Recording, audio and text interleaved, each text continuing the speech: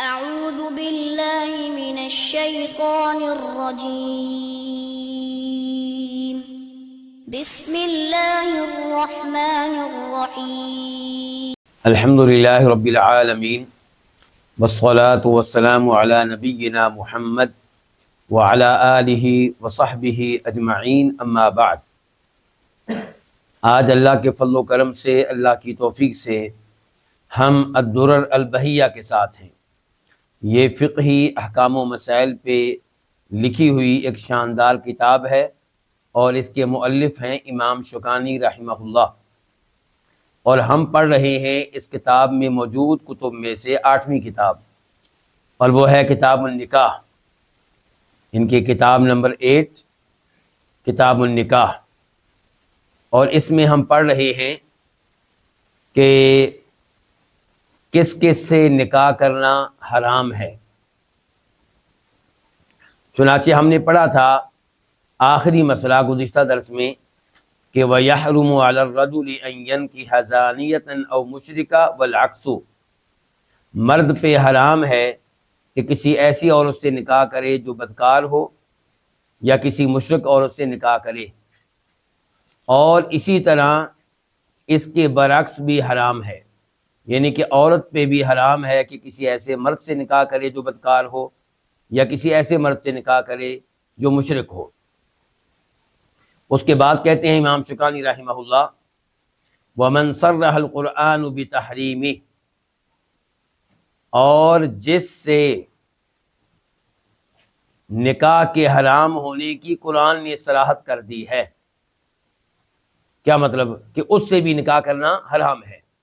گویا کہ اس عبارت کا تعلق ہے اس عبارت سے کہ وَيَحْرُمُ عَلَى الرَّجُلِ، مرد پہ حرام ہے۔ کیا حرام ہے؟ نمبر 1 کہ وہ نکاح کرے کسی ایسی لڑکی سے جو بدکار ہو، یا کسی ایسی لڑکی سے جو مشرک ہو۔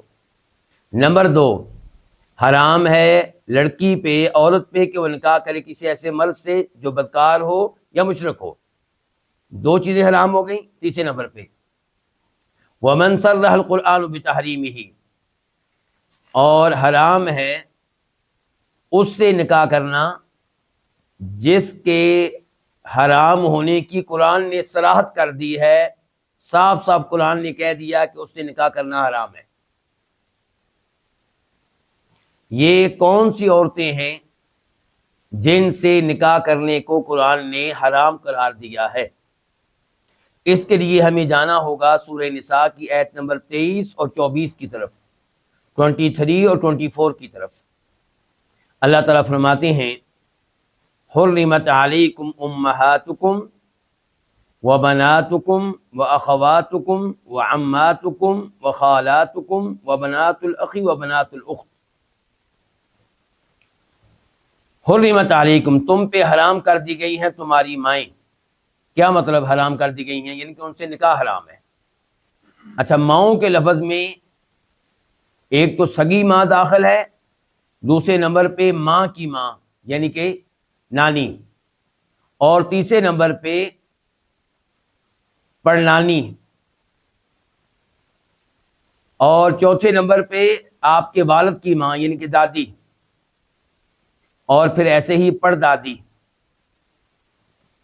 تو یہ اتنی عورتیں حرام ہو گئیں اللہ تعالیٰ کے یہ کہہ دینے سے کہ تمہارے اوپر تمہاری مائیں حرام کر دی گئی ہیں۔ وَبَنَاتُكُمْ، اور تمہاری بیٹیاں بھی تمہارے اوپر حرام کر دی گئی ہیں۔ بیٹیوں کے لفظ میں ایک تو آئی آپ کی بیٹی، اور ایک آپ کی بیٹی کی بیٹی، اور ایسے ہی بیٹی کی بیٹی کو کیا کہتے ہیں؟ نواسی، اور ایسے ہی آپ کے بیٹے کی بیٹی یعنی کہ پوتی۔ بولیے شیخ صاحب۔ تو وَبَنَاتُكُمْ کہنے سے کیا کیا حرام ہو گئیں؟ آپ کی بیٹی، آپ کی پوتی، اور آپ کی نواسی۔ وَأَخَوَاتُكُمْ، تیسرے نمبر پہ تمہارے اوپر حرام کر دی گئی تمہاری بہنیں۔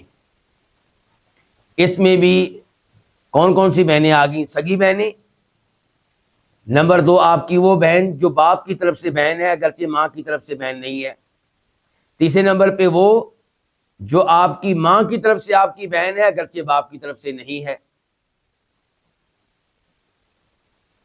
وعماتکم، اور تمہاری پھوپھیاں یعنی کہ تمہارے والد کی بہن، اور اس میں داخل ہوگی تمہارے دادا کی بہن بھی۔ نمبر 3 اس میں داخل ہوگی آپ کے نانا کی بہن بھی۔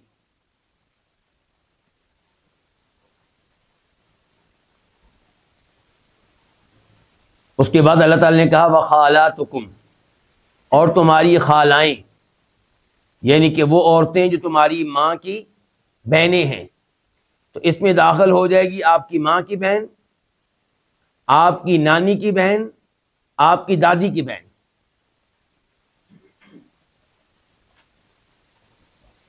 وبنات الاخ، اور ایسے ہی تمہارے اوپر حرام ہے کیا؟ تمہارے بھائی کی بیٹیاں، ان کی تمہاری بھتیجیاں، اور بھتیجیوں کے لفظ میں داخل ہیں بھتیجیوں کی بیٹیاں بھی، ان کی پوتیاں بھی۔ وبنات الاخت، اور تمہاری بہن کی بیٹیاں، یہ کیا لگیں؟ بانجیاں، اور اس میں داخل ہیں بانجیوں کی بیٹیاں بھی، ان کی پوتیاں بھی۔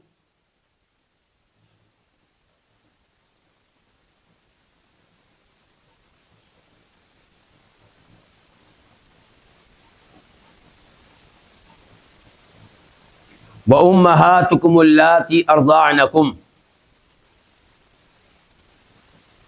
اچھا پہلے جن عورتوں کا تذکرہ ہوا ہے اب تک یہ 7 ہو گئی ہیں، ان کے مائیں، اگرچہ مائیں میں پھر اور عورتیں بھی داخل ہیں، لیکن بنیادی طور پہ مائیں، تمہاری بیٹیاں، تمہاری بہنیں، تمہاری پھوپھیاں، تمہاری خالائیں، اور تمہاری بھتیجیاں اور تمہاری بانجیاں، یہ وہ عورتیں تھیں جو نسب کے لحاظ سے حرام ہیں۔ اب وہ عورتیں جو دودھ کے لحاظ سے حرام ہیں، تو فرمایا اللہ تعالیٰ نے وَأُمَّهَاتُكُمُ اللَّاتِي أَرْضَعْنَكُمْ، اور تمہاری وہ مائیں بھی تمہارے اوپر حرام ہیں جنہوں نے تم کو دودھ پلایا ہے، یعنی کہ وہ تمہاری سگی مائیں نہیں ہیں، لیکن دودھ پلانے کے لحاظ سے تمہاری کیا بن گئی ہیں؟ مائیں بن گئی ہیں۔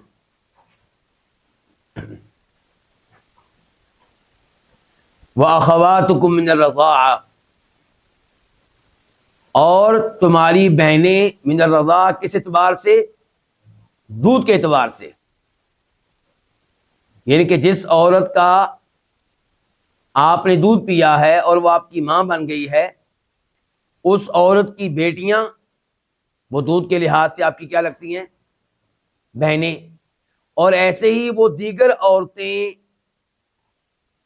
دیگر وہ بچیاں جنہوں نے اس عورت کا دودھ پیا تھا، وہ بھی آپ کی کیا لگی؟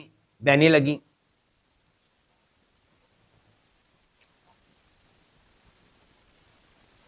وَأُمَّهَاتُ نِسَائِكُمْ، اور تمہاری بیویوں کی مائیں، وہ بھی تمہارے اوپر حرام ہیں۔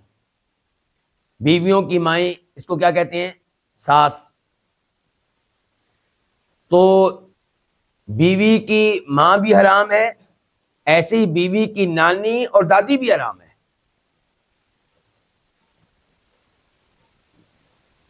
آپ کی بیوی سے یہاں پہ مراد وہ عورت ہے جس سے آپ کا نکاح ہوا ہے، چاہے میاں بیوی والا تعلق قائم نہ ہوا ہو، چاہے جمع نہ ہوا ہو،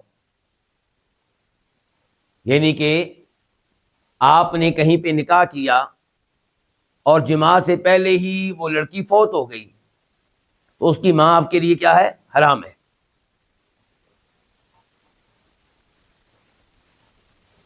ایسے ہی آپ نے کہیں پہ نکاح کیا اور جمع سے پہلے ہی آپ نے اس کو طلاق دے دی، تو اب اس لڑکی کی ماں آپ کے لیے کیا ہے؟ حرام ہے۔ وَرَبَائِبُكُمُ اللَّاتِي فِي حُجُورِكُم مِّن نِّسَائِكُمُ اللَّاتِي دَخَلْتُم بِهِنَّ، وربائب، ربائب ربیبۃ کی جمع ہے۔ ربیبہ وہ لڑکی جسے آپ نے پالا ہے، یعنی کہ آپ کی بیوی کی بیٹی جس کو آپ نے پالا ہے۔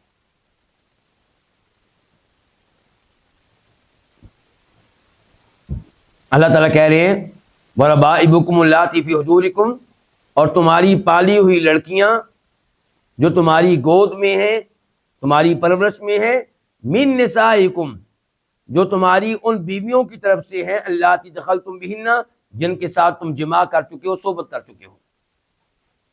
فإن لم تكونوا دخلتم بہن فلا جناح علیکم، اگر تم نے ان کے ساتھ دخول نہیں کیا، صحبت نہیں کی، جماع نہیں کیا، تو پھر تمہارے اوپر کوئی گناہ نہیں ہے کہ تم اس لڑکی سے شادی کرو جو تمہاری اس بیگم کی بیٹی ہے. یہاں پہ کچھ غور کرنے کی ضرورت ہے آپ کو. تذکرہ ہو رہا ہے اس لڑکی کا جو بیٹی ہے اس لڑکی کی جس سے آپ کا نکاح ہوا ہے. اس کی بیٹی ہے سابقہ خاوند کی طرف سے. اب اس سے آپ کا نکاح ہو گیا اور نکاح کے بعد آپ نے اس سے جماع بھی کر لیا، صحبت بھی کر لی، تو اب اس کی بیٹی آپ پہ کیا ہو گئی؟ حرام ہو گئی. اور اگر کسی لڑکی سے آپ نے نکاح کیا اور اس لڑکی کی پہلے سے ایک بیٹی ہے سابقہ خاوند کی طرف سے، لیکن آپ نے جماع سے پہلے ہی، صحبت سے پہلے اس لڑکی کو کیا دے دی؟ طلاق دے دی. جب وہ فوت ہو گئی تو اس کی بیٹی آپ کے لیے کیا ہوگی؟ حلال ہوگی. ایک اور بات یہاں پہ اللہ نے کہا ہے کہ تمہاری بیگم کی وہ بیٹیاں جو تمہاری گود میں ہوں، یعنی کہ جنہیں تم نے پالا ہو، تم نے پرورش کی ہو. اچھا، اگر آپ کی بیوی کی ایسی بیٹی ہو جس کو کسی اور نے پالا ہو، مثال کے طور پہ آپ کا نکاح ہوا کسی لڑکی سے اور اس کی پہلے سے بیٹی موجود ہے، اب یہ لڑکی آپ کے گھر میں آ گئی جس سے آپ کا نکاح ہوا ہے، اور وہ اپنی بیٹی کو اپنے ساتھ لے کر نہیں آئی. اپنی بیٹی کو مثال کے طور پہ اس نے کس کے حوالے کر دیا؟ سابقہ خاوند کے حوالے کر دیا. یا اپنی بیٹی کو اس نے کس کے حوالے کر دیا؟ بیٹی کے ماموں کے حوالے کر دیا، وہ اس کو پال رہے ہیں. تو اب یہ بیٹی کا کیا حکم ہے آپ کے لیے؟ یہ بھی آپ کے اوپر حرام ہے. یہ شرط نہیں ہے کہ آپ نے اس کو کیا کیا ہو؟ پالا ہو. اللہ نے جو کہا ہے یہاں پہ، یہ اس لیے کہا ہے کہ عام طور پہ ایسا ہی ہوتا تھا، ورنہ آپ کی بیگم کی بیٹی، وہ بیگم جس کے ساتھ آپ کا میاں بیوی والا تعلق قائم ہو چکا ہے، وہ آپ پہ حرام ہے، چاہے آپ نے اس بچی کو پالا ہو یا نہ پالا ہو.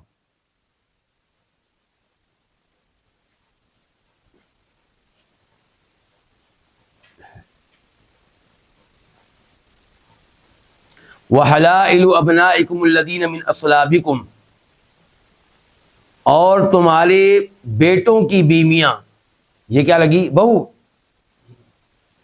لیکن تمہارے اس بیٹے کی بیوی حرام ہے الَّذِي مِنْ أَصْلَابِكُمْ، جو تمہارے حقیقی بیٹے ہیں. تمہارے حقیقی بیٹے کی بیوی بھی تمہارے اوپر حرام ہے. یعنی کہ آپ کا بیٹا فوت ہو جاتا ہے تو آپ اپنی بہو سے شادی نہیں کر سکتے. لیکن اگر بیٹا حقیقی نہ ہو، منہ بولا بیٹا ہو، لے پالک ہو، اور وہ فوت ہو جائے تو کیا اس کی بیوی سے نکاح کر سکتے ہیں؟ بالکل کر سکتے ہیں، کیونکہ اللہ نے کہا ہے کہ تمہارے اوپر تمہارے اس بیٹے کی بیوی حرام ہے جو تمہارا حقیقی بیٹا ہے. اسی لیے نبی علیہ الصلوۃ والسلام نے اپنے منہ بولے بیٹے کی بیوی سے نکاح کیا. کیا نام ہے منہ بولے بیٹے کا؟ زید بن حارثہ. ان کی بیوی کا نام کیا ہے؟ زینب بنت جحش. زینب بنت جحش رضی اللہ تعالی عنہا، انہیں طلاق دے دی کس نے؟ زید نے. اب نبی علیہ الصلوۃ والسلام نہیں چاہتے تھے کہ آپ کا نکاح زینب سے ہو، کیونکہ آپ کو خطرہ یہ تھا کہ اگر میں نے ان سے نکاح کر لیا تو یہ کفار مجھے بدنام کر دیں گے. لو جی، اس نے تو اپنی بہو سے نکاح کر لیا ہے، جبکہ حقیقت میں وہ بہو نہیں ہے، کیونکہ زید آپ کے بیٹے ہی نہیں ہیں، وہ تو منہ بولے بیٹے ہیں. اللہ تعالیٰ یہ وعدے کرنا چاہتے تھے کہ منہ بولا بیٹا حقیقی بیٹا نہیں ہوتا، اس کے لیے وہ احکام نہیں ہیں جو حقیقی بیٹے کے لیے احکام ہیں. اس لیے اللہ تعالیٰ نے آسمانوں سے اعلان کیا کہ فلما قضا زید منها وطرا زوجناکہا لکی لا یکون المؤمنین حرج فی ازواج ادعیائہم. کہ جب زینب کو طلاق دے دیں گے تو ہماری طرف سے آپ کا ان سے نکاح ہو چکا، یعنی کہ زمین پہ نکاح نہیں ہوا، نکاح اوپر سے ہوا، اللہ نے کر دیا، اور اللہ نے بتا دیا کیوں ہم آپ کا نکاح کر رہے ہیں زینب سے، تاکہ یہ مسئلہ لوگوں کو معلوم ہو جائے کہ منہ بولے بیٹے کی بیوی اس کے لیے حرام نہیں ہے۔ اور پھر ایسا ہی ہوا کہ نیا نکاح نہیں ہوا، بلکہ اللہ کے حکم سے ہی آپ نے زینب کو، سیدہ زینب کو اپنا لیا، وہ آپ کی بیوی بن گئی، اور وہ بڑے فخر سے کہا کرتی تھی اپنی سوکنوں سے، ہماری ماؤں سے، کہ تمہارے نکاح اللہ کے نبی سے کیے ہیں تمہارے بڑوں نے، تمہارے والدین نے، اور میرا نکاح اللہ کے نبی علیہ الصلوۃ والسلام سے کیا ہے 7 آسمانوں کے اوپر سے اللہ رب العزت نے۔ وَأَن تَجْمَعُوا بَيْنَ الْأُخْتَيْنِ، فرمایا یہ بھی حرام ہے کہ تم اپنے نکاح میں 2 بہنوں کو جمع کر لو۔ آپ نے ایک لڑکی سے نکاح کر لیا، اب آپ اس کی بہن سے نکاح نہیں کر سکتے۔ إِلَّا مَا قَدْ سَلَفَ، البتہ جو پہلے ہو چکا سو ہو چکا۔ اس کا کیا مطلب ہے کہ پہلے اگر آپ اپنے نکاح میں 2 بہنوں کو لا چکے ہیں تو اب آپ وہ نکاح جائز ہے، اور یہ آپ کا جواب غلط ہے۔ اس کا مطلب یہ ہے کہ جو پہلے ہو چکا اس کا گناہ نہیں ملے گا، کیونکہ تمہیں مسئلے کا علم نہیں تھا۔ اس کا مطلب یہ نہیں کہ ان 2 بہنوں کو اب بھی آپ رکھے رہیں گے، نہیں، ان میں سے ایک کو طلاق دینی ہوگی، ایک کو فارغ کرنا ہوگا۔ اور یہ جو میں نے وضاحت کی ہے اس کی مزید تائید ایک حدیث سے ہوگی جو آگے چل کر میں بیان کروں گا۔ ان اللہ کان غفور رحیمہ، بے شک اللہ تعالیٰ بہت بخشنے والا نہایت مہربان ہے۔ کیا بخشنے والا ہے؟ کہ جو لا علمی میں زمانے کفر میں آپ نکاح غلط کر چکے، اس غلطی کو اللہ تعالیٰ بخشنے والا ہے، لیکن اس غلطی کو برقرار رکھنے کی اجازت نہیں ہے۔ والمحصنات من النساء، یہ اب ہم شروع کر رہے ہیں سورہ نساء کی آیت نمبر 24 اور اس سے آغاز ہوتا ہے 5ویں سپارے کا، اور افسوس ہوتا ہے ان حفاظ پہ، ان قراء پہ جو رمضان کے مہینے میں تراویح کی نماز پڑھاتے ہوئے 4 سپارے کا اختتام کرتے ہیں ان اللہ کان غفور رحیمہ، اور رکوع میں چلے جاتے ہیں، اگلی آیت کو چھوڑ دیتے ہیں، اور اگلے دن جب تراویح کا آغاز کرتے ہیں تو کہاں سے کرتے ہیں؟ والمحصنات من النساء۔ آپ کو عربوں کے ہاں یہ چیز نہیں ملے گی، مسجد نبوی، مسجد حرام میں یہ چیز آپ کو نہیں ملے گی۔ کیوں؟ کیونکہ وہاں پہ قاری قرآن کو پتہ ہے کہ اس آیت کا تعلق پچھلی آیت کے ساتھ بہت گہرا ہے، آپ یہاں پہ رک جائیں، رکوع میں چلے جائیں، بالکل غیر مناسب ہے۔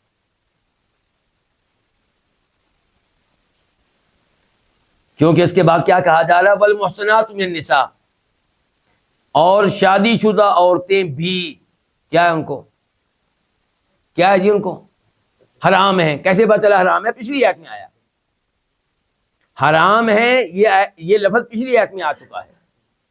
اس آیت میں صرف اتنا آیا ہے کہ شادی شدہ عورتیں بھی، تو اب جو حافظ قرآن اگلے دن کی تراویح میں پڑھے گا والمحصنات من النساء، شادی شدہ عورتیں بھی، کیا ہے جی؟ ان کو کیا ہے؟ یعنی کہ یہاں پہ تو اگلے دن کیا، ایک ہی دن میں یہاں پہ وقفہ کر کے رکوع میں جانا غیر مناسب ہوگا۔ آپ والمحصنات من النساء کو اس آیت کے ساتھ ہی پڑھیں، پھر رکوع میں جائیں۔ اور ہمیں معلوم ہونا چاہیے کہ صورتوں کی ترتیب اور صورتیں یہ تو نبی علیہ الصلوۃ والسلام کی طرف سے ہیں کہ کون سی صورت کہاں سے شروع ہوتی ہے، کہاں ختم ہوتی ہے، لیکن یہ جو 30 سپارے بنائے گئے ہیں ان کا تعلق نبی علیہ الصلوۃ والسلام سے نہیں ہے۔ یہ امت نے بعد میں اپنی سہولت کے لیے 30 سپارے بنا لیے، اور یہ کوئی گناہ نہیں ہے، اس عمل میں کوئی حرج نہیں ہے، لیکن آپ کو پتہ تو ہونا چاہیے کہ اس کی کوئی شرعی حیثیت نہیں ہے۔ یہ تو ان لوگوں نے جب دیکھا کہ رمضان میں 30 دن ہوتے ہیں تو ایک ایک سپارہ پڑھنا چاہیے تاکہ ہر دن کی تراویح برابر ہوں۔ اگر 30 پارے نہ ہوتے تو آج صورتحال کافی مختلف ہوتی، کبھی قاری صاحب 2 سپاروں کے برابر پڑھ جاتے اور کبھی آدھا سپارے کو اکتفا کر لیتے۔ تو امت کے علماء کرام نے 30 پاروں میں تقسیم کر دیا قرآن کریم کو تاکہ اس میں توازن رہے، لیکن اس کا مطلب یہ نہیں ہے کہ آپ اس انداز سے رکیں، اور سپارے بنانے والوں کو بھی ویسے تقسیم کرنے والوں کو بھی ایسی تقسیم نہیں کرنی چاہیے تھی کہ آپ جناب ایک سپارے کو دوسرے سپارے کے برابر رکھنے کے لیے اس حد تک چلے جائیں کہ آپ والمحصنات کو الگ کر دیں اور باقی آیت کو الگ کر دیں۔ ایسا نہیں کرنا چاہیے تھا۔ تو بہرحال والمحصنات من النساء الا ما ملکت ایمانکم، اور شادی شدہ عورتیں بھی حرام ہیں، یعنی کہ کسی کی بیوی سے آپ کو نکاح کرنے کی اجازت نہیں ہے۔ تو کیا پھر کسی کی بیوی کو جب کہ اسے طلاق نہیں ہوئی پیغام بھیج سکتے ہیں کہ تم طلاق لو، میں تیار ہوں؟ جرم ہے بہت بڑا، گناہ ہے بہت بڑا۔ بلکہ طلاق ہو جائے، پہلی طلاق، اور وہ لڑکی عدت کے ایام میں ہے، ابھی عدت کے ایام ختم نہیں ہوئے، 3 پیریڈز کے میں وہ گزر رہی ہے، تو اس کو بھی نکاح کا پیغام بھیجنا جائز نہیں ہے، بلکہ معاشرہ اس سے نکاح کے معاملے میں کوئی تعاون نہ کرے تاکہ وہ خواہش رکھے کہ میرا خامد مجھ سے رجوع کر لے، تاکہ صلح کا امکان باقی رہے۔ ورنہ اگر کسی اچھے سے لڑکے نے اس کو پیغام بھیج دیا کہ میں تم سے نکاح کرنے کے لیے تیار ہوں، وہ تو کبھی بھی صلح کے لیے تیار نہیں ہوگی سابقہ خامد سے، بلکہ سابقہ خامد کیا اب بھی خامد ہے، جب تک وہ عدت کے ایام ختم نہیں ہو جاتے وہ اس کا خامد ہے، اور اس کو عدت کے ایام اسی کے گھر میں گزارنے ہیں، اس کو اس کا گھر چھوڑنے کی اجازت نہیں ہے۔ الا ما ملکت ایمانکم، سوائے ان شادی شدہ عورتوں کے جو اب تمہاری لونڈیاں بن چکی ہیں، وہ تمہارے لیے حلال ہو چکی ہیں۔ کیا مطلب؟ آپ کی جنگ ہوئی کافروں سے اور جنگ آپ جیت گئے، آپ نے جنگ کے دوران ان کے کئی لڑکوں کو، کئی لڑکیوں کو کیا بنایا؟ قیدی بنایا۔ اب ان کی لڑکیاں بطور لونڈیاں تقسیم کر دی گئیں مسلمانوں میں، اب ان کے شوہر تو موجود ہیں لیکن اب وہ مسلمانوں کے قبضے میں آ چکی ہیں۔ اب کیا جس کے قبضے میں جو لونڈی آئی ہے وہ اس سے میاں بیوی والا تعلق قائم کر سکتا ہے بطور لونڈی کے؟ بالکل قائم کر سکتا ہے، لیکن ایک عدد حیض کے بعد، تاکہ پتہ چلے کہ اس کا پیٹ صاف ہے، اس کے پیٹ میں سابقہ خامن کی کوئی امانت نہیں ہے، کوئی بیٹا نہیں ہے۔ تو اب یہ للبتا الا ما ملکت ایمانکم، کہ وہ شادی شدہ عورتیں جو اب تمہاری کیا بن چکی ہیں؟ لونڈیاں بن چکی ہیں، وہ تمہارے لیے حلال ہیں، حرام نہیں ہے۔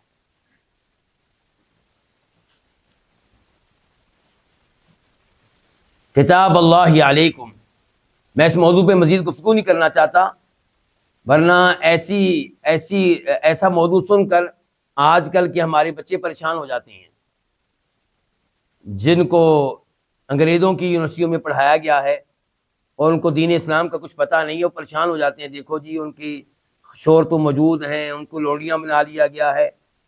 بھی لونڈیاں بنا لی، لڑنا جائز تھا؟ پھر یہ بتائیں پہلے آپ، قتل کرنا جائز تھا؟ یہ تو ہلکا کام ہے۔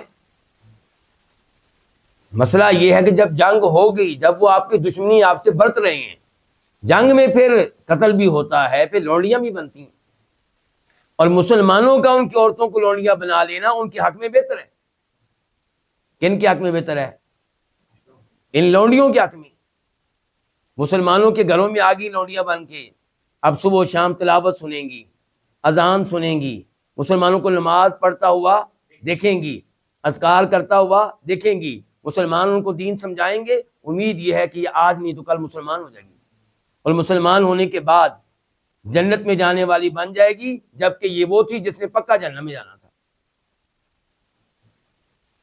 تو مسلمانوں کا ان کو لونڈی بنا کے زندہ رکھنا یہ ان کے لیے بہتر ہے، ان کے لیے سعادت ہے۔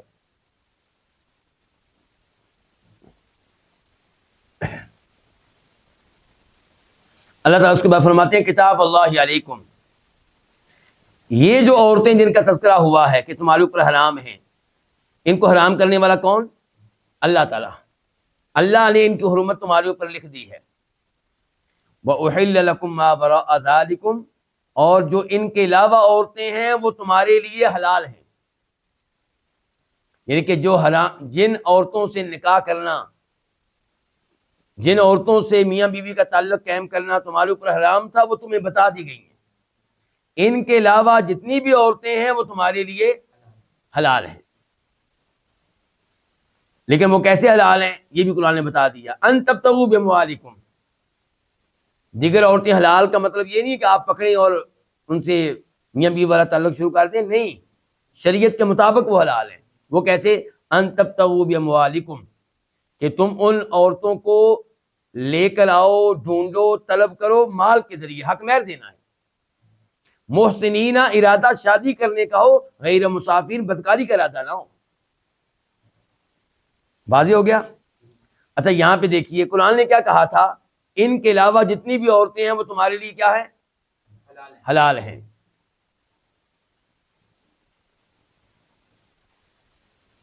یہ آپ نے یاد رکھنا ہے. آگے چل کے مزید اس کے اوپر گفتگو کروں گا. میں ابھی کرنا چاہ رہا تھا لیکن میرے خیال میں 2 منٹ مجھے رک جانا چاہیے، پھر مناسب ہوگا. اب ہم اوپر متن کی طرف آتے ہیں.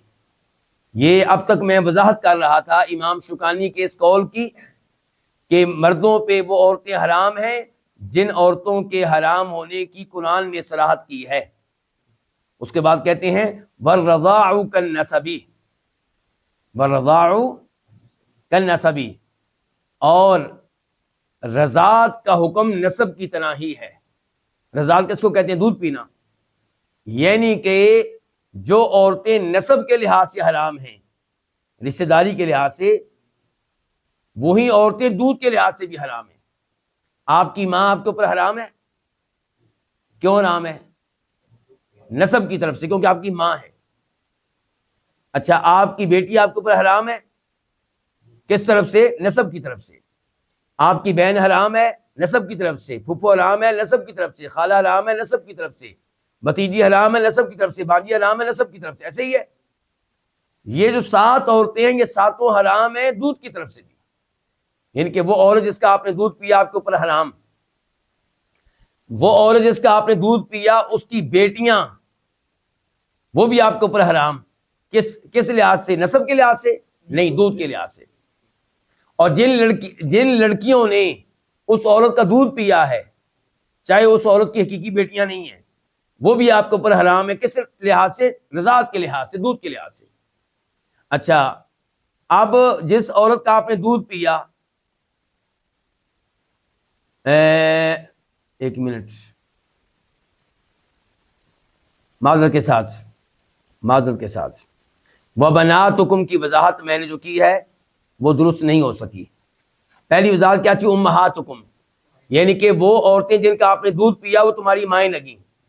وہ کیوں حرام ہے؟ اس لیے کہ دودھ کے لحاظ سے، رضاعت کے لحاظ سے آپ کی مائیں ہیں. وَبَنَاتُكُمْ، اور تمہاری بیٹیاں، یعنی کہ وہ لڑکیاں جنہوں نے آپ کی بیگم کا دودھ پیا ہے اگرچہ وہ آپ کی حقیقی بیٹیاں نہیں ہیں، وہ دودھ کے لحاظ سے آپ کی بیٹیاں ہیں، رضاعت کے لحاظ سے آپ کی بیٹیاں، وہ بھی حرام. آگے چلیں. وَأَخَوَاتُكُمْ، تمہاری بہنیں. یہ کون؟ کہ آپ نے جس عورت کا دودھ پیا اس عورت کی حقیقی بیٹیاں آپ کی کیا لگیں؟ بہنیں. کس لحاظ سے؟ رضاعت کے لحاظ سے. ایسے ہی دیگر بچیاں جنہوں نے اس عورت کا دودھ پیا اگرچہ وہ اس عورت کی حقیقی بیٹیاں نہیں ہیں، وہ بھی آپ کی بہنیں لگیں. کس لحاظ سے؟ دودھ کے لحاظ سے، رضاعت کے لحاظ سے. اچھا آگے. وَعَمَّاتُكُمْ، اور ایسے ہی آپ کی پھوپھیاں دودھ کے لحاظ سے، ایسے ہی آپ کی خالائیں دودھ کے لحاظ سے، ایسے ہی آپ کی بھتیجیاں بانیاں دودھ کے لحاظ سے، یہ سب کیا ہیں؟ ان سے بھی نکاح آپ کا کیا ہے؟ حرام ہے. دلیل کیا ہے اس کی؟ دلیل اس کی وہ حدیث ہے جس کو امام بخاری نے روایت کیا، نمبر ہے اس کا 2645، 2645، اور امام مسلم نے روایت کیا، نمبر ہے 1447، 1447. راوی ہے عبداللہ ابن عباس رضی اللہ تعالیٰ عنہما کہ فرمایا نبی علیہ الصلوۃ والسلام نے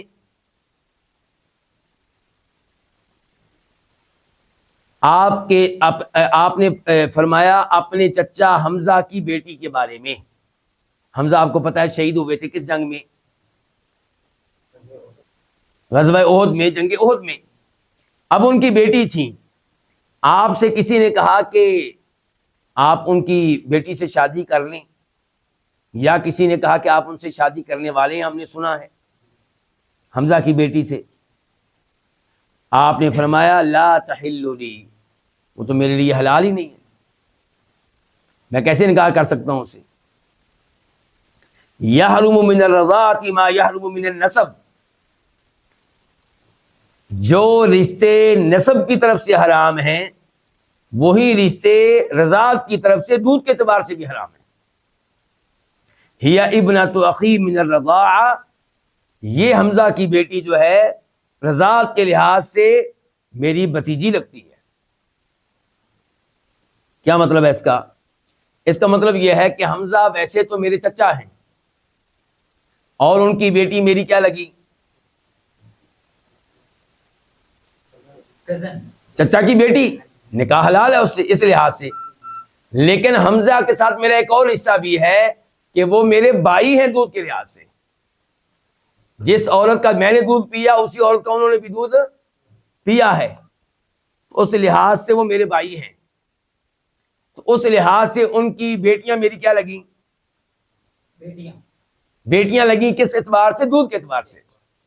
رشتے کے اعتبار سے چچا کی بیٹیاں ہیں، نسب کے اعتبار سے چچا کی بیٹیاں ہیں، دودھ کے اعتبار سے کیا لگیں؟ بیٹیاں. اس لیے حمزہ کی بیٹی میرے لیے حلال نہیں ہے. اور بعض علماء کرام، پریشانی تو نہیں ہو رہی؟ سمجھا رہی ہے نا؟ کیونکہ ثویبہ جو تھی، ثویبہ جس کو آپ اردو والے کیا کہتے ہیں، صوبیہ، ثویبہ جو تھی ان کا دودھ پیا تھا نا نبی علیہ الصلوۃ والسلام نے، انہی کا دودھ امیر حمزہ نے بھی پیا تھا. تو اس لحاظ سے دونوں کیا بن گیا؟ اب بھائی. اچھا، یہاں پہ یہ بھی وضاحت کر دوں کہ رضاعت کا رشتہ ثابت ہوتا ہے جب بچہ کسی عورت کا کم از کم 5 بار دودھ پیے.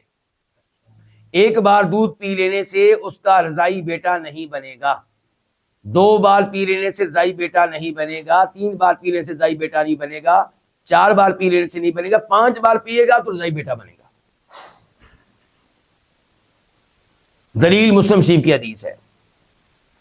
اچھا، دوسرے نمبر پہ رضائی بیٹا تب بنے گا جب اس عورت کا دودھ پیا ہو 2 سال کی عمر میں. بچے کی اپنی عمر 1 سال ہو، اس عورت کا 5 بار دودھ پیا ہو، رضائی بیٹا بن گیا.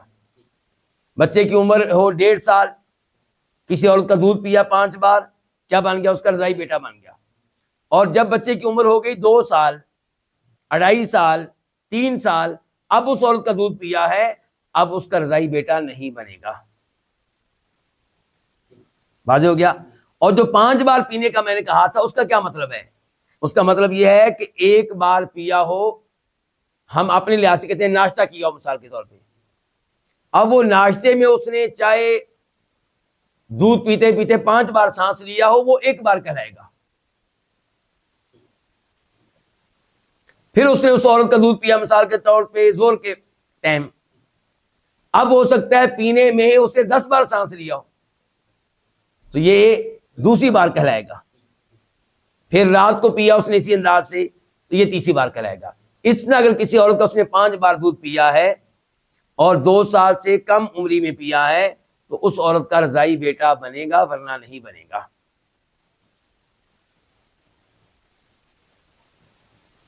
اب ہم جا رہے ہیں غامدی صاحب کی طرف. کن کی طرف جا رہے ہیں؟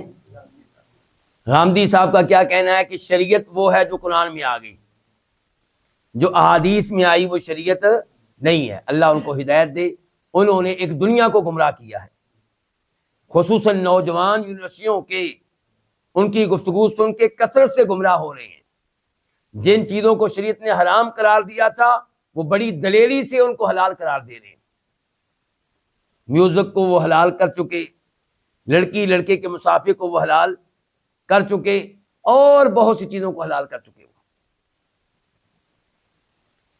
چونکہ نام لے کر کسی کو کافر قرار دینا یہ میرے جیسے طالب علم کے لیے جائز نہیں ہے، یہ کام ہے بڑے علماء کرام کی کمیٹی کا، تو اس لیے ہم نام لے کر ان کو کافر قرار نہیں دیتے اور نہ ہی ہم ایسا کوئی فتویٰ لگاتے ہیں، لیکن جو وہ فتوے دے رہے ہیں بڑے خطرناک ہیں۔ اس لیے میرے جیسے احباب کو چاہیے کہ اپنے بیٹوں کو بچائیں غامدی صاحب کے فتنے سے۔ تو غامدی صاحب کیا کہتے ہیں؟ حدیث کو کہتے ہیں ایک تاریخی کتاب ہے، احادیث ایک تاریخ ہے، ہسٹری ہے، بڑی شاندار ہسٹری ہے۔ اس انداز سے جب وہ تعریف کر رہے ہوتے ہیں تو عام آدمی متاثر ہوتا ہے، بھی یہ تو حدیث کو مانتے ہیں، لیکن ان سے متاثر ہونا یہ اپنی جہالت ہے۔ وہ ہسٹری کہہ رہے ہیں بھائی، اس کو شریعت نہیں کہہ رہے، وہ اس کو دین نہیں کہہ رہے، وہ حدیث کو شریعت نہیں مانتے، شریعت کا ماخذ نہیں مانتے، وہ یہ نہیں مانتے کہ حدیث سے آپ احکام و مسائل اخذ کر سکتے ہیں۔ اچھا اب یہاں پہ دیکھیے، قرآن نے رضاعت کے لحاظ سے حرام کیا تھا کس کو؟ رضائی ماں کو، اور دوسرے نمبر پہ رضائی بہن کو، بس دو رشتے بتائے۔ رضاعت کے لحاظ سے جو عورتیں حرام ہیں قرآن نے کتنی بتائی ہیں؟ دو۔ رضاعت کے لحاظ سے بیٹی بھی حرام ہے، یہ قرآن نے نہیں بتایا، یہ کس نے بتایا؟ حدیث نے۔ یہ حدیث نے اصول دیا کہ جو رشتے نسب کے لحاظ سے حرام ہیں وہی رضاعت کے لحاظ سے بھی حرام ہے۔ اور یہ بھی شریعت نے بتایا کہ ایک بار دودھ پی لینے سے وہ عورت آپ کی رضائی ماں نہیں بنے گی، کم از کم 5 بار۔ یہ بھی حدیث نے بتایا کہ 2 سال کے اندر دودھ پیا ہے تو تب وہ آپ کی رضائی ماں بنے گی، بڑے ہو کر پیا تو رضائی ماں نہیں بنے گی۔ لیکن غامدی صاحب اللہ ان کو ہدایت دے، وہ تو مانتے ہی نہیں، احادیث کو کچھ سمجھتے ہی نہیں، یعنی کہ اپنی عقل کو انہوں نے احادیث پہ مقدم کر رکھا ہے، اور جب قرآن کی تفسیر کرنے پہ آتے ہیں تو تب بھی امت کو بہت بڑا دھوکہ دے رہے ہیں۔ وہ کیسے؟ کہ قرآن کی تفسیر میں وہ عرب شعراء کے شعر تو قبول کر لیں گے، لیکن اس حدیث کو قبول نہیں کریں گے جو غامدی صاحب کی عقل کے مطابق نہ ہو۔ حالانکہ احادیث علماء نے ہمارے پاس بڑی امانت و دیانت سے پہنچائی ہیں، جبکہ شعراء کے شعر ہمیں نہیں پتا کیسے پہنچے کیسے نہیں پہنچے۔ شعراء کو آپ حجت مان رہے ہیں قرآن کی تفسیر کے لیے، اور صحابہ کرام آپ کے نزدیک حجت نہیں ہیں، تابعین آپ کے نزدیک حجت نہیں ہیں۔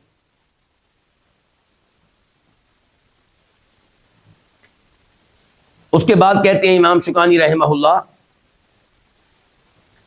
والجمع بین المرأة وعمتها او خالتها،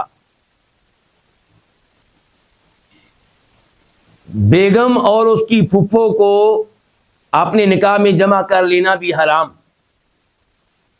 بیگم اور بیگم کی خالہ کو اپنے نکاح میں اکٹھا کر لینا یہ بھی حرام۔ اچھا یہ مسئلہ کہاں قرآن نے بیان کیا؟ بالکل نہیں۔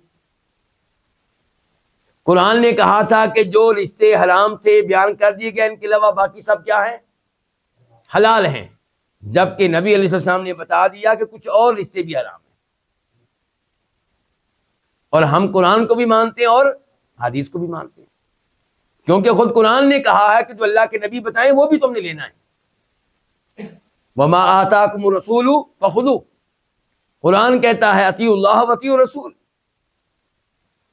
تو اب یہ مسئلہ نبی علیہ السلام بیان کر رہے ہیں، قرآن میں نہیں آیا۔ اب غامدی صاحب کو اللہ ہدایت دے، وہ یہاں پہ کیا کریں گے؟ امام بخاری اس حدیث کو روایت کرتے ہیں، نمبر ہے 5109 5109، اور مسلم شریف میں بھی ویسے ہی حدیث آئی ہے۔ جناب ابو ہریرہ کہتے ہیں کہ فرمایا نبی کریم صلی اللہ علیہ وسلم نے، لا یجمع بین المرأة وعمتها، کہ عورت اور اس کی پھپھو کو نکاح میں جمع نہیں کیا جائے گا، ولا بین المرأة وخالتها، اور عورت کو اور اس کی خالہ کو بھی جمع نہیں کیا جائے گا، یعنی کہ آپ کے لیے جائز نہیں ہے کہ آپ کے نکاح میں 2 عورتیں ہوں اور ایک دوسرے کی کیا لگتی ہوں؟ بھتیجی اور پھپھو، بانجی اور خالہ آپس میں لگتی ہوں۔ تو یہ ان دو عورتوں کو آپ اپنے نکاح میں جمع نہیں کر سکتے. تو یہ اب کہاں پہ آیا؟ یہ حدیث میں آیا ہے، یہ قرآن میں نہیں آیا. اور اس سے یہ بھی پتا چلا، اب ہم احناف کو بھی پیغام دینا چاہیں گے کہ پتا چلا کہ قرآن کی تخصیص حدیث کر سکتی ہے. قرآن نے کہا تھا کہ جو عورتیں ہم نے بیان کر دی ان کے علاوہ سب آپ کے لیے حلال ہیں، سب حلال ہیں. یہ کیا تھا؟ عام قاعدہ، عام. حدیث نے تخصیص کر دی، نہیں نہیں نہیں نہیں نہیں، کچھ اور عورتیں بھی ہیں جو حرام ہیں. وہ کیا کیا ہیں؟ ایک یہی کہ آپ اپنی جو بیگم آپ کے گھر میں ہے اس کی پھوپھو کو نہیں لا سکتے اور اس کی خالہ کو بھی نہیں لا سکتے جب تک یہ زندہ ہے، آپ کی بیگم جب تک زندہ ہے.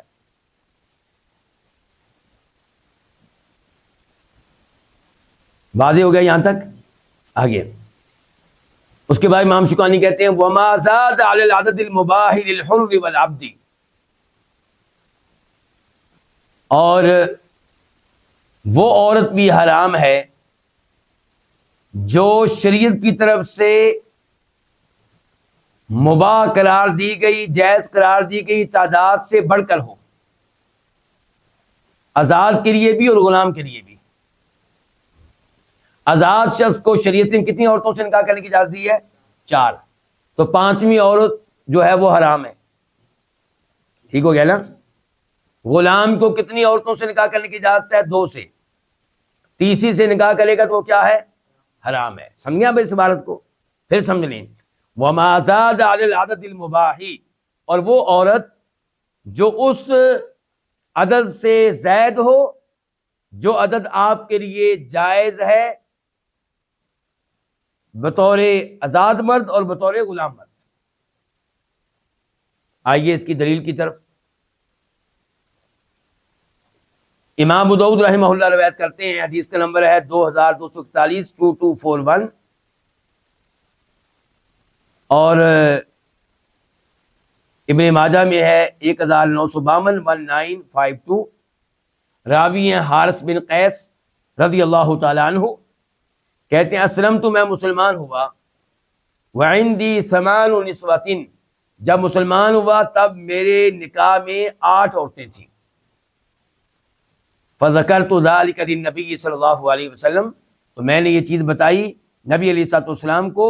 فقال، تو آپ نے کہا اختر منہن 4، ان میں سے 4 اختیار کر لو، 4 رکھ لو، جو چاہو. یعنی کہ یہ نہیں کہ جن کا پہلے نکاح ہوا وہ 4 رکھنی ہے اور باقی چھوڑنی ہے، یا بعد والی نہیں، جو تم چاہو.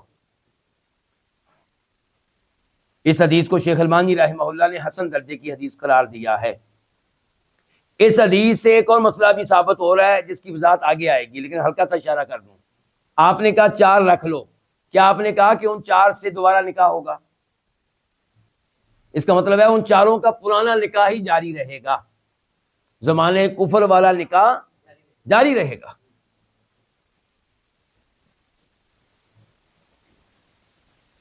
دوسری دلیل اس مسئلے میں کون سا مسئلہ والا؟ کہ 4 عورتوں سے زیادہ آپ 5ویں عورت سے آپ نکاح نہیں کر سکتے. 5ویں عورت آپ کے لیے حرام ہے ایک وقت میں، البتہ وہ 4 میں سے کوئی فوت ہو جائے پھر 5ویں آپ کے لیے حلال ہو جائے گی. دوسری دلیل اس مسئلے میں وہ حدیث ہے جس کو روایت کیا امام ابن ماجہ نے، نمبر ہے 1953 1953. راوی ہیں عبداللہ بن عمر رضی اللہ تعالیٰ عنہما کہ غیلان بن سلمہ الثقفی یہ مسلمان ہوئے اور ان کے پاس 10 بیویاں تھیں. زمانہ جاہلیت میں کتنی بیویاں تھیں؟ 10.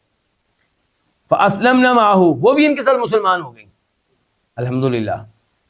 فامرہ النبی صلی اللہ علیہ وسلم ان یتخیر 4 منہن، تو آپ نے ان کو حکم دیا کہ آپ ان میں سے 4 رکھ لیں جو آپ نے رکھنی ہے. اور یہ حدیث صحیح ہے. اس سے بھی پتا چلا کہ وہ 4 کا کون سا نکاح قائم رہا؟ پرانا، زمانہ کفر والا، زمانہ جاہلیت والا. اس مسئلے کے بارے میں امام ابن حزم رحمہ اللہ کہتے ہیں واتفقوا، علماء کرام کا اتفاق ہے، علی ان نکاح اکثر من 4 زوجات،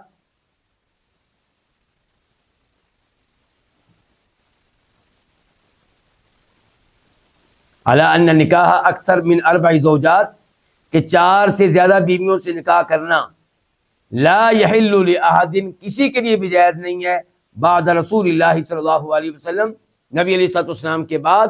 اور یہ بات انہوں نے کہی ہے اپنی کتاب مراتب الاجماع میں، یعنی کہ اجماع علماء کرام کا اتفاق ہے، یہ اختلافی مسئلہ نہیں ہے. یہاں پہ میں نے اجماع والی بات کیوں آپ کے سامنے رکھی؟ کیونکہ کئی لوگ ان 2 حدیثوں کو ضعیف قرار دیتے ہیں اور پھر کہتے ہیں جناب ہمارے لیے بھی 5 بیویاں جائز ہیں، 6 جائز ہیں، 7 جائز ہیں.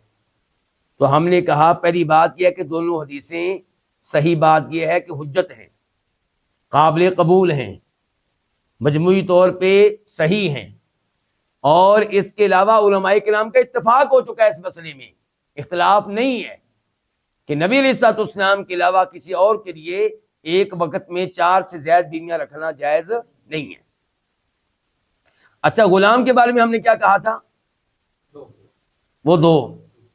تو اس بارے میں امام ابن قدامہ المغنی میں فرماتے ہیں کہ اجمع اہل العلم، اہل علم کا اجماع ہے، اتفاق ہے، علی ان للعبد ان ينکح 2 کہ غلام 2 عورتوں سے نکاح کر سکتا ہے. واختلفوا فی اباحۃ الاربع، اور اس میں اختلاف ہے کہ تیسری چوتھی عورت سے وہ نکاح کر سکتا ہے کہ نہیں. 2 کے بارے میں اتفاق ہے کہ کر سکتا ہے. تو راجح موقف یہی ہے کہ غلام 2 سے ہی کر سکتا ہے، تیسری عورت سے نکاح نہیں کر سکتا. اس کے بعد فرماتے ہیں امام شوکانی، وَإِذَا تَزَوَّجَ الْعَبْدُ بِغَيْرِ إِذْنِ سَيِّدِهِ فَنِكَاحُهُ باطل، اور جب غلام اپنے مالک کی اجازت کے بغیر شادی کرے تو اس کا نکاح باطل ہوگا، نکاح درست، کیونکہ یہ غلام ہے اور غلام پابند ہے اپنے مالک کے حکم کا، تو اپنے مالک کی اجازت کے بغیر نکاح نہیں کر سکتا. کیا دلیل ہے اس کی؟ اس کی دلیل وہ حدیث ہے جسے روایت کرتے ہیں امام ابو داؤد رحمہ اللہ، نمبر ہے 2078، راوی ہیں جناب جابر رضی اللہ تعالی عنہ، کہ فرمایا نبی کریم صلی اللہ علیہ وسلم نے، ایما عبد تزوج بغیر اذن موالیہ فہو عاہر، جو غلام اپنے مالک کی اجازت کے بغیر شادی کرے گا اس کی شادی نہیں ہے بلکہ زنا اور بدکاری ہے.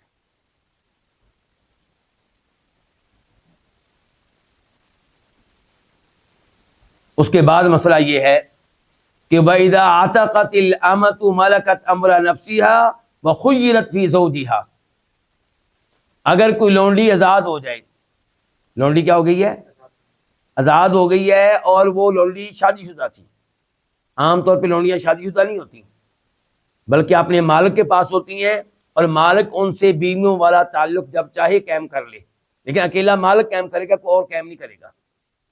مالک چاہے تو اس لونڈی کا کسی اور جگہ پہ نکاح کرا سکتا ہے،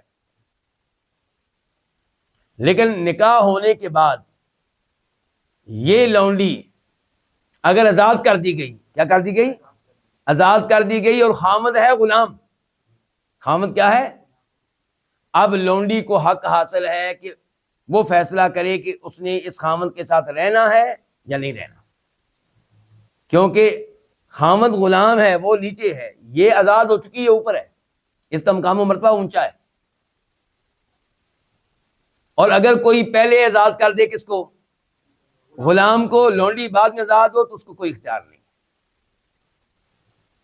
سمجھ رہے مسئلہ علماء کرام؟ لونڈی کو پھر یہ آپشن نہیں ہوگا کہ تم نے اس کے ساتھ رہنا ہے کہ نہیں رہنا. لیکن اگر لونڈی کو پہلے آزاد کر دیا جائے اور خامد کیا ہو؟ غلام، تو لونڈی سے پوچھا جائے گا بتاؤ جی اب اس کے ساتھ رہنا چاہتی ہو بطور بیوی یا نہیں؟ اگر وہ کہے نہیں تو ادھر ہی کہانی ختم. اب میں عبارت پڑھوں گا امام شوکانی کی، کہتے ہیں وَإِذَا عَتَقَتِ الْأَمَةُ، جب لونڈی آزاد ہو جائے تو مَلَكَتْ أَمْرَ نَفْسِهَا، تو اپنے نفس کے معاملے کی وہ مالک ہے، وہ فیصلہ کرے گی. وَخُيِّرَتْ فِي زَوْجِهَا، اور اسے اس کے خامد کے بارے میں اختیار دیا جائے گا، آپشن دیا جائے گا. کیا دلیل ہے اس مسئلے میں؟ امام مسلم رحمہ اللہ روایت کرتے ہیں اور حدیث کا نمبر ہے 1504 1504. راوی ہے سیدہ عائشہ رضی اللہ تعالی عنہا کہ ان بریرۃ کان زوجها عبدا، بریرہ کا خاوند کیا تھا؟ غلام تھا. فخیرها رسول اللہ صلی اللہ علیہ وسلم، تو نبی علیہ الصلوۃ والسلام نے اسے اختیار دیا. کس کو؟ بریرہ کو. فاختارت نفسها، تو اس نے خاوند کے بجائے اپنے آپ کو اختیار کیا کہ میں نہیں اس کے ساتھ رہنا چاہتی. ولو کان حرا، سیدہ عائشہ کہتی ہیں کہ اگر وہ خاوند ہوتا آزاد تو لم یخیرها، تو آپ نے بریرہ کو اختیار نہیں دینا تھا. اچھا، اسی موضوع پہ میں ایک اور حدیث آپ کے سامنے رکھنا چاہوں گا، اور اس کے راوی ہے عبداللہ ابن عباس، اور وہ ویسے تو بخاری شریف میں بھی آئی ہے. بخاری شریف میں اس کا نمبر ہے 5283 5283، لیکن میں آپ کے سامنے وہ حدیث رکھوں گا ابن ماجہ سے، نمبر ہوگا 2075 2075.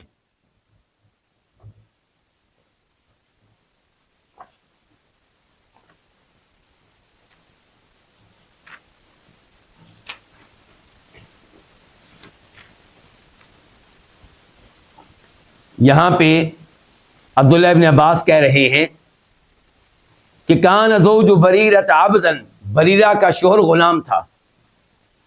یقال له مغیث، اس کا نام تھا مغیث. کانی انظر الیہ یطوف خلفها ویبکی ودموعه تسیل علی خده، میرے ذہن میں وہ منظر آ رہا ہے کہ میں اس کو دیکھ رہا ہوں، مغیث کو، وہ بریرہ کے پیچھے پیچھے چل رہا ہے، رو رہا ہے، اور اس کی آنکھوں سے آنسو بہہ رہے ہیں، اس کے رخساروں پہ گر رہے ہیں. بریرہ کی منتیں کرتا پھر رہا ہے کہ میرے ساتھ ہی رہو، علیحدگی اچھی بات نہیں ہے. فقال النبی صلی اللہ علیہ وسلم علی العباس، تو نبی علیہ السلام نے اپنے چچا عباس سے کہا، یا عباس، چچا جی، الا تعجب من حب مغیث بریرۃ ومن بغض بریرۃ مغیثا، آپ کو تعجب نہیں ہوتا کہ مغیث کتنی محبت کرتا ہے بریرہ سے، اور بریرہ کو کتنی نفرت ہے مغیث سے. فقال لہ النبی صلی اللہ علیہ وسلم، نبی علیہ السلام یہ صورتحال دیکھ کے شفاعت کرنے پہ مجبور ہو گئے. کس کی شفاعت؟ مغیث کی. تو آپ کہہ رہے ہیں بریرہ سے، لو راجعتیہ، کاش کہ آپ واپس چلی جائیں کس کے پاس؟ مغیث کے پاس. فإنہ ابو ولدکی، وہ آپ کی اولاد کا باپ ہے، آپ کے بچے پیدا ہو چکے ہیں اس سے. فقالت، تو بریرہ نے کہا، یا رسول اللہ تأمرنی، اللہ کے رسول کیا آپ مجھے حکم دے رہے ہیں، آرڈر دے رہے ہیں؟ قال انما اشفع، نہیں میں حکم نہیں دے رہا، میں تو شفاعت کر رہا ہوں. کہا اگر آپ وہ شفاعت کر رہے، حکم نہیں دے رہے، تو پھر لا حاجت لی فیہ، مجھے اس کی کوئی ضرورت نہیں ہے. یہ حدیث میں نے خاص طور پہ آپ کے سامنے رکھنا چاہیے. کیوں؟ ایک تو دیکھیں کہ بریرہ مغیث سے نفرت کرتی ہیں، لیکن اللہ کے نبی حکم دے دے تو مغیث قبول ہے. کیا اطاعت ہے نبی علیہ الصلوۃ والسلام کی، اسے کہتے ہیں آپ کی اطاعت. دل مانے نہ مانے، عقل مانے نہ مانے، جو حکم اللہ کے نبی کا آ گیا سر آنکھوں پہ. وہ مغیث قابل قبول ہوگا جس سے شدید نفرت ہے، اگر اس کے بارے میں حکم دے دیں کون؟ اللہ کے نبی علیہ السلام. دوسرے نمبر پہ اسلام کی خوبی کہ اسلام زبردستی کا قائل نہیں ہے ان امور میں. یہاں سے عبرت حاصل کرنی چاہیے بچیوں کے والدین کو. اپنی بیٹی کا نکاح وہاں پہ دھکے سے نہ کریں جہاں بیٹی بالکل راضی نہیں ہے. یہاں پہ بریرہ راضی نہیں تھی، اللہ کے نبی السلام نے کوئی دھکا نہیں کیا، حالانکہ آپ امت کے کیا ہیں؟ نبی ہیں.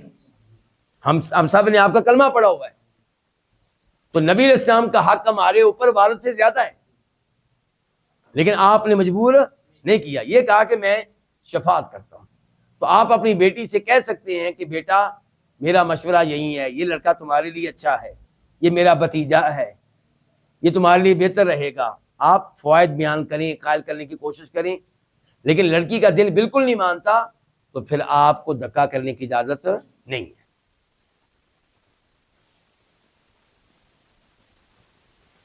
یہیں پہ آج کے درس کا اختتام کرتے ہیں، اور اس موضوع پہ انشاءاللہ گفتگو جاری رہے گی.